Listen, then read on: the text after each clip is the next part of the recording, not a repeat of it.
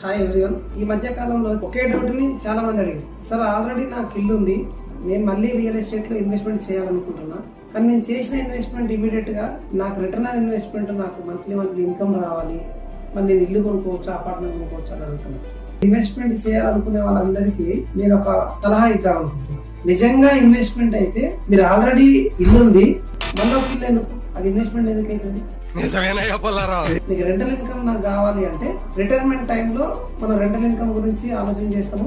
Already ఎప్పుడో ఉన్న plot ఇల్లు కట్టుకుంటే మీకు రెంటల్ ఇన్కమ్ వచ్చే అవకాశం ఉంటుంది. మీరు వర్కింగ్ లోనే ఉన్నప్పుడు నాకు రెంటల్ ఇన్కమ్ కావాలంటే అట్లీస్ట్ మీరు ఒక 50-60 వేలు గజం ఉన్న దగ్గర G+1 150 స్క్వేర్ యార్డ్స్ వల్ల మినిమం 1.5 CR అవుతుంది. సో 75 lakhs ని డౌన్ పేమెంట్ చేసి 75 lakhs లోన్ తీసుకున్నా మీరు 75 వేలు లోన్ కట్టడానికి అయితే రెంట్ రాదు కదా, మాక్సిమం 20-25,000 రెంట్ వస్తుంది. సో అవంతా మీకు క్యూములేటివ్ గా తీసుకున్నా మీకు 30 years తర్వాత కూడా మీకు అది వర్కౌట్ కాదు. కానీ if it is pure investment, రాబోయే రీజనల్ రింగ్ రోడ్ దగ్గర 10-12 వేలు గజం లెక్క మీరు 1.5 CR తీసుకుంటే 20 years లో 1,00,000 రూపాయల గజం అయినా కానీ 10 కోట్లు వస్తుంది.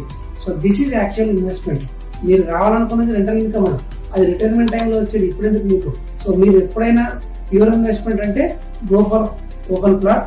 Always open plot is the best. There is no alternative for it.